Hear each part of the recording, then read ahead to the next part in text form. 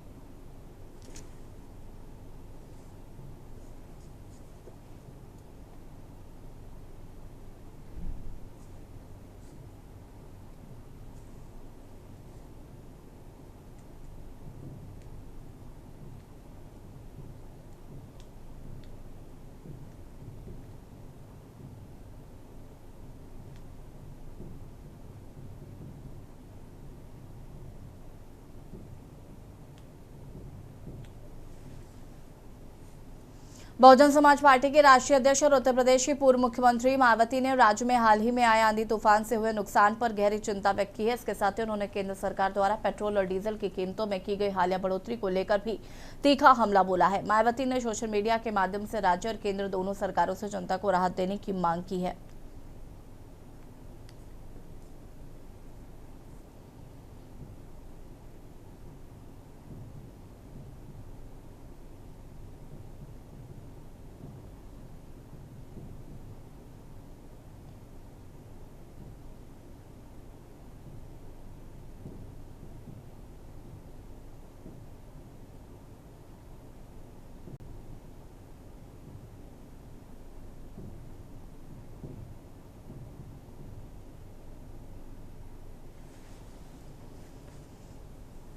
Samajwadi party के वरिष्ठ नेता और पूर्व मंत्री आजम खान की मुश्किलें कम होने का नाम नहीं ले रही हैं। रामपुर के विशेष एमपी एमएलए कोर्ट ने करीब 7 साल पुराने मामले में आजम खान को दोषी करार देते हुए 2 साल की जेल और 20,000 रुपए जुर्माने की सजा सुनाई है। कोर्ट का यह फैसला साल 2019 में लोकसभा चुनाव प्रचार के दौरान अधिकारियों के खिलाफ दिए गए एक बेहद विवादित बयान को लेकर आया है।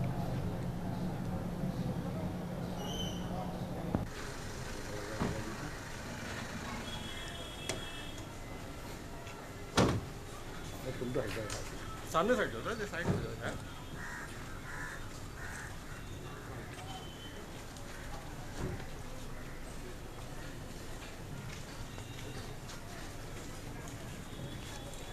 दे रहा हूं, ये कलेक्टर पलेक्टर से मत डरियो।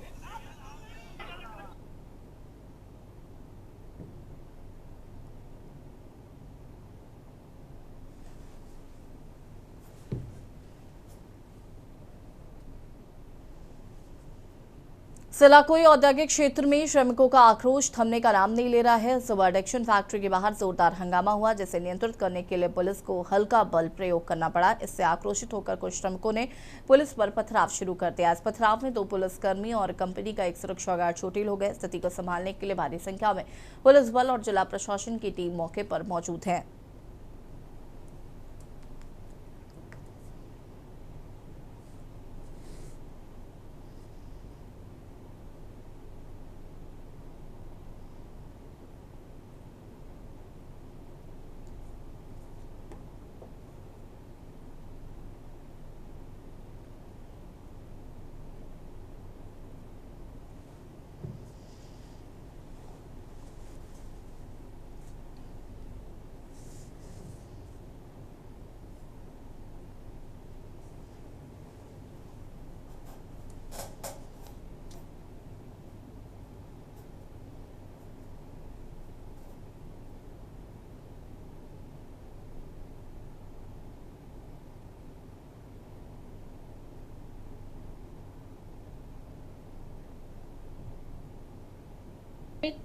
के बीच में थोड़ा असंतोष 2 दिनों से देखा जा रहा है।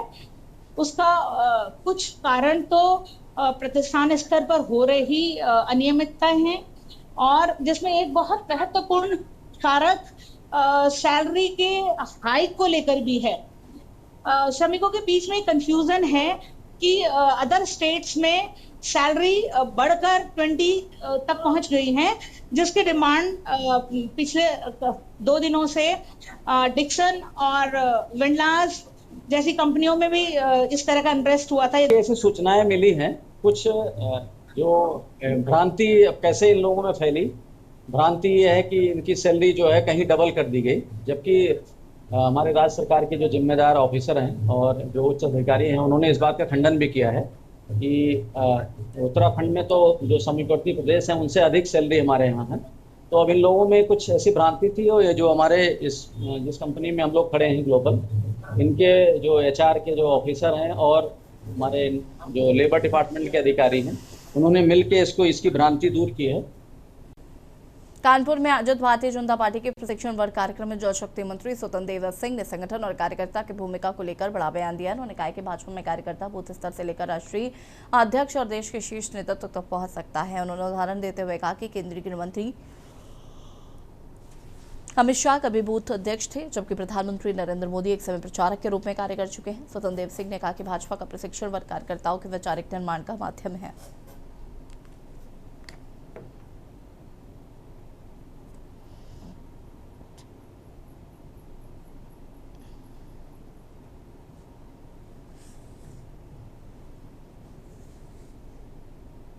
जनता पार्टी कानपुर ग्रामीण का पंडित दीनदयाल उपाध्याय जिला प्रशिक्षण वर्ग 2026 का आयोजन ये होटल रॉयल क्लिफ के परिसर में संपन्न हो रहा है। इसमें कानपुर ग्रामीण के जो सम्मानित हमारे जनप्रतिनिधि गण हैं, माननीय विधायक गण हैं, माननीय हमारे जिला पंचायत के अध्यक्ष हैं, माननीय हमारे ब्लॉक प्रमुख हैं, हमारे जिले के पदाधिकारी हैं, हमारे मंडल के अध्यक्ष हैं, जिले के संयोजक और सह संयोजक, इस प्रकार के कैटेगरी वाइज के लोग हमारे कार्यकर्ता आज यहाँ पर एकत्र हुए हैं। प्रशिक्षण वर्ग से के माध्यम से ही कार्यकर्ता का निर्माण होता है। प्रशिक्षण वर्ग भी एक कार्यक्रम है। संगठन के अपने हम लोग कहते हैं कि पार्टी कार्यालय, कार्यकर्ता, कार्यक्रम और कोष। कार्यक्रम का मतलब होता है हमारा 3 प्रकार के कार्य: संगठनात्मक, आंदोलनात्मक और रचनात्मक। संगठनात्मक में एक कार्यक्रम में होता है कि हम लोग प्रशिक्षण वर्ग करते हैं, जिसके कारण से विचार हमारा क्या है, हमारी कार्य पद्धति क्या है, संगठन का संगठनात्मक हमारा वर्किंग क्या है, ये प्रशिक्षण वर्ग के माध्यम से कार्यकर्ताओं को यहाँ सिखाया जाता है।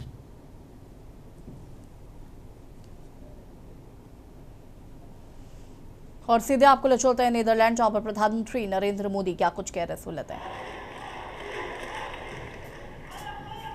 और हमें सिर्फ बेस्ट ही नहीं, हमें फास्टेस्ट चाहिए। और इसलिए जब भारत में एस्पिरेशंस अनलिमिटेड है तो एफर्ट्स भी लिमिटलेस हो रहे हैं। जैसे भारत के युवाओं का उदाहरण है, आज भारत का युवा आसमान छूना चाहता है, वो स्टार्टअप शुरू करना चाहता है, वो क्वालिटी प्रोडक्ट्स बनाना चाहता है, वो ड्रोन मैन्युफैक्चरिंग करना चाहता है, वो एआई और सेमीकंडक्टर की दुनिया में भारत को आगे ले जाना चाहता है।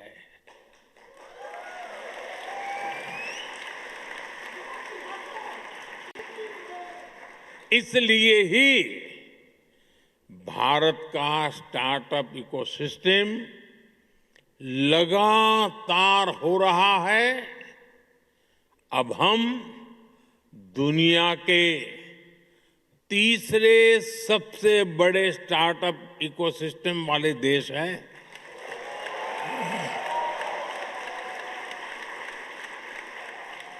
और साथियों, आज भारत की एस्पिरेशन सिर्फ अपनी सीमाओं तक नहीं है। भारत चाहता है वो ओलंपिक्स होस्ट करे, ग्लोबल मैन्युफैक्चरिंग हब बने, ग्रीन एनर्जी लीडर बने और दुनिया का ग्रोथ इंजन बने।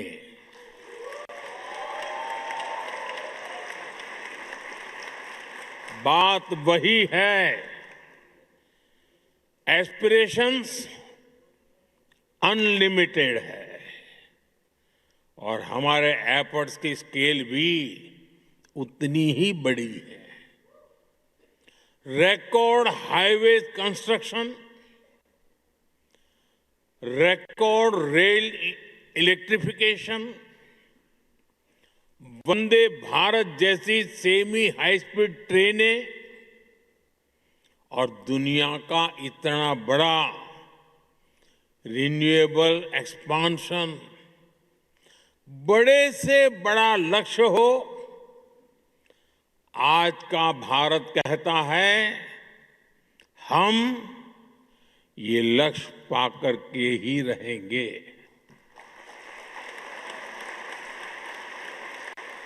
और हम ये करके दिखा रहे हैं। साथियों, आज का भारत एक अभूतपूर्व परिवर्तन के दौर से गुजर रहा है। आपने हाल में देखा होगा कि दुनिया की सबसे बड़ी और सफल एआई समिट भारत ने आयोजित की।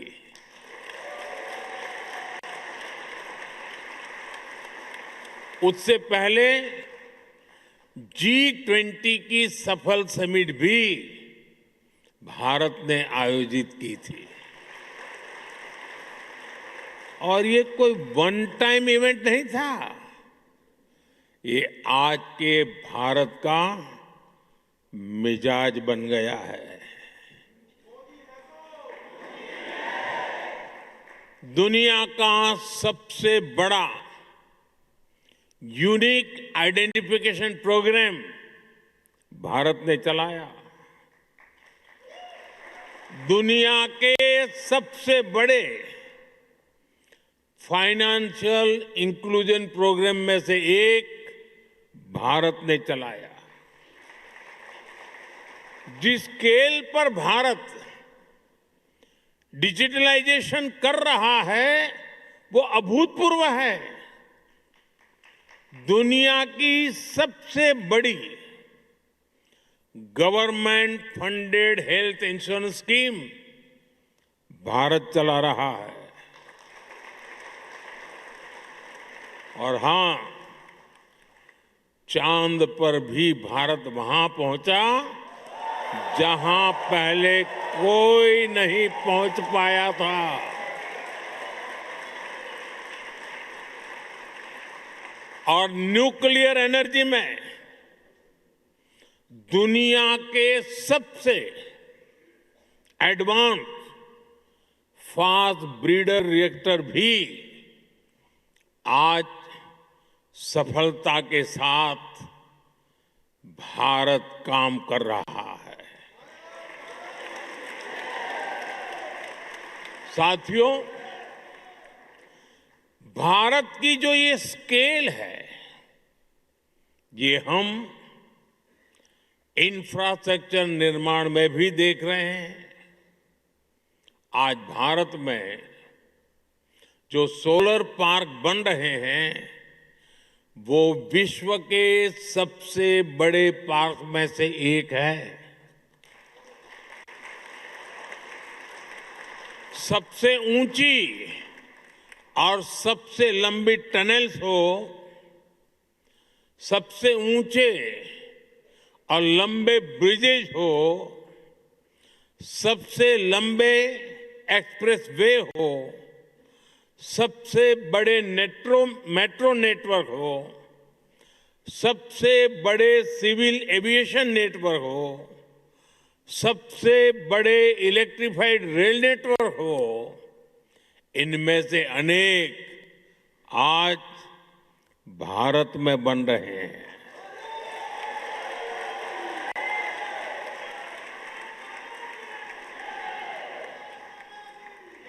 बीते सालों में भारत ने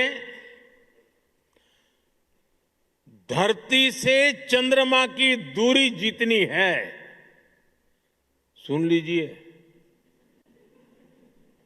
धरती से चंद्रमा की जितनी दूरी है उससे भी 11 गुना 11 टाइम अधिक ऑप्टिकल फाइबर बिछाया है।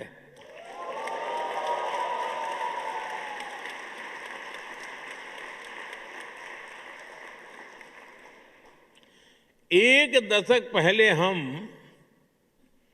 मोबाइल फोन इंपोर्ट करते थे।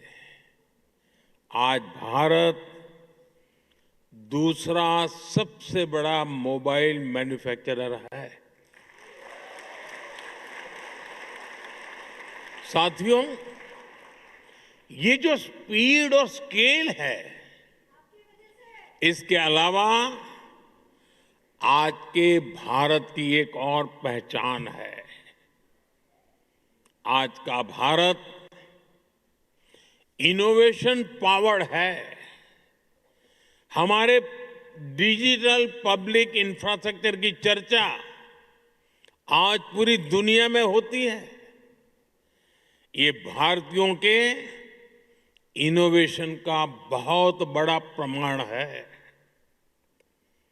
आज पैसा रखना है तो डिजिटल वॉलेट है, डॉक्यूमेंट रखने हैं तो डिजी लॉकर है, ट्रैवल करना है तो डिजी यात्रा है, हेल्थ केयर का लाभ लेना हो तो डिजिटल हेल्थ आईडी है। साथियों, आज भारत में हर महीने 20 बिलियन से ज्यादा यूपीआई ट्रांजैक्शन होते हैं। यानी पूरी दुनिया में हो रहे डिजिटल ट्रांजैक्शन में आधे से ज्यादा केवल भारत में हो रहे हैं।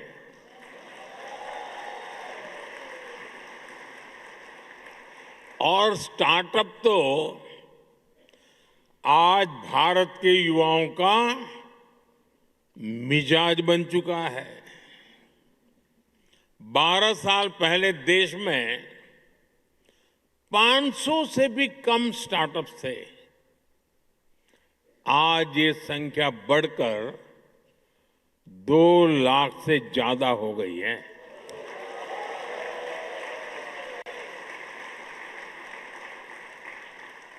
और स्टार्टअप की दुनिया में भी 2014 में भारत में सिर्फ 4 यूनिकॉर्न थे। आज भारत में करीब 125 एक्टिव यूनिकॉर्न है।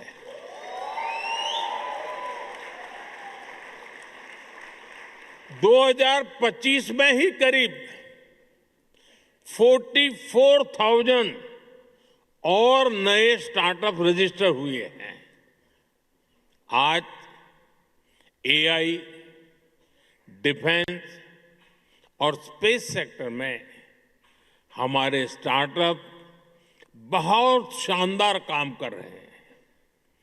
समय के साथ रिसर्च और इनोवेशन का एक कल्चर और विराट होता जा रहा है।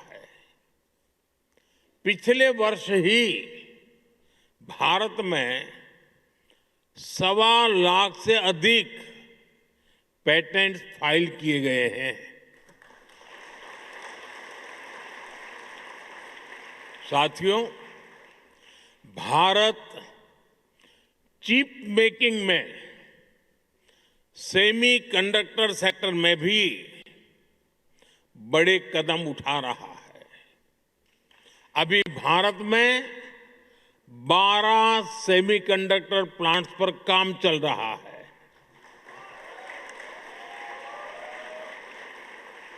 इनमें से 2 प्लांट्स में प्रोडक्शन भी शुरू हो चुका है।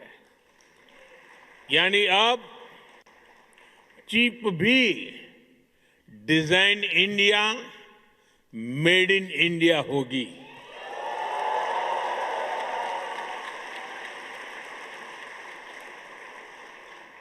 साथियों, भारत की ये एस्पिरेशन ड्रिवन जर्नी हमारी डेमोक्रेसी को भी सशक्त कर रही है। जब लोगों के सपने सच होते हैं तो लोकतंत्र पर उनका भरोसा भी मजबूत होता है। साथियों, मैं आपको हाल के विधानसभा चुनाव का उदाहरण देता हूं।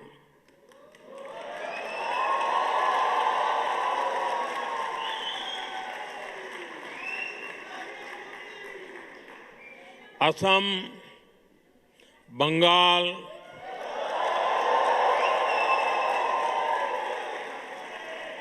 क्या जालमुड़ी यहां भी पहुंच गई?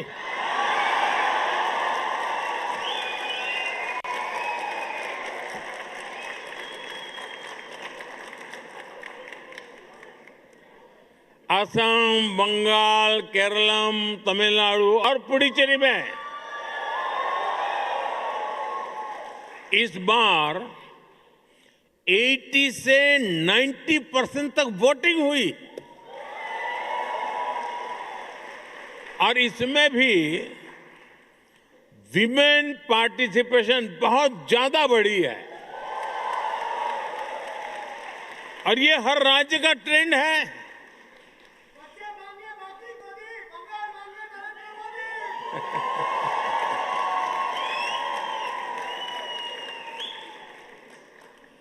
आज भारत में वोटर उत्साहित हैं, आप भी उत्साहित हैं।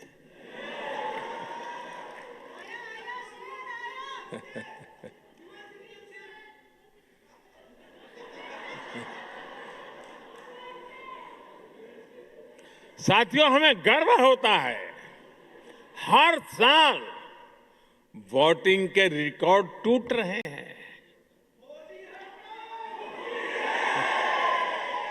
साथियों, भारत में 90 करोड़ से 90 करोड़ से अधिक वोटर रजिस्टर्ड हैं। - 2024 के लोकसभा चुनाव में 64 करोड़ लोगों ने वोट डाला, यानी यूरोपियन यूनियन की टोटल पॉपुलेशन से भी ज्यादा भारतीयों ने वोटिंग की।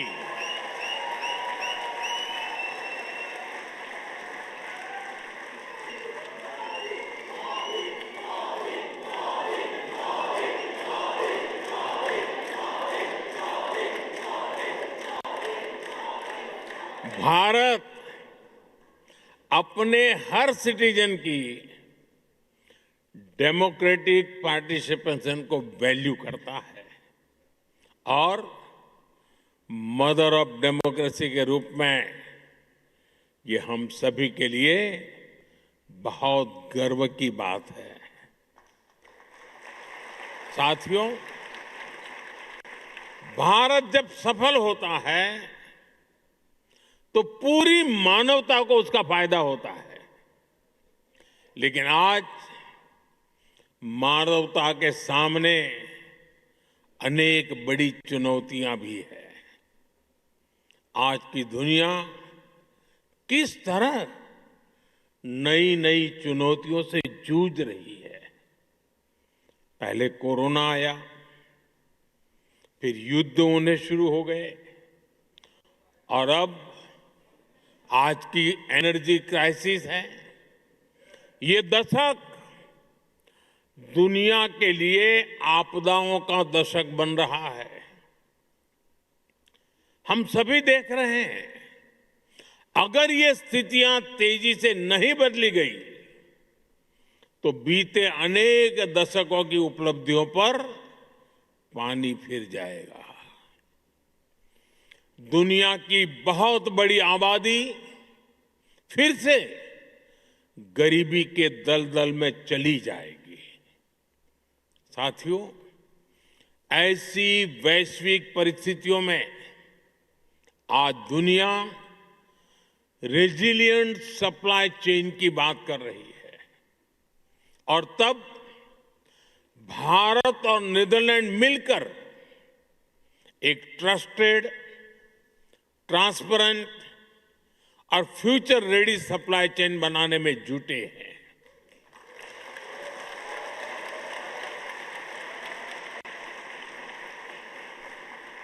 एनर्जी सिक्योरिटी से लेकर वाटर सिक्योरिटी तक नेदरलैंड्स और भारत मिलकर काम कर रहे हैं।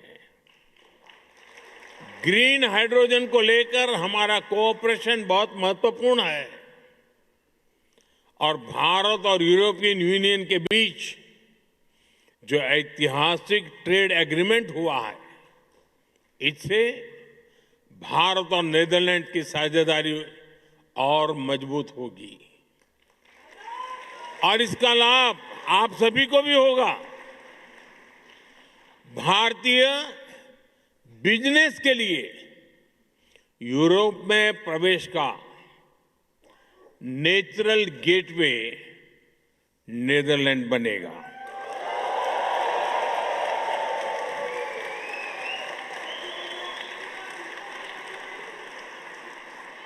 और इस जर्नी में हमारा डायस्पोरा ट्रस्टेड ब्रिज बन सकता है।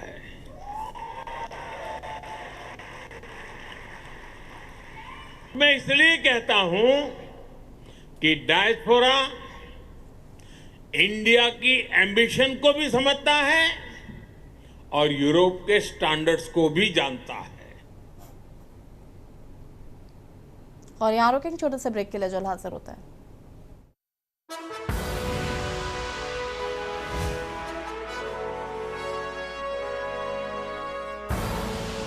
आप देख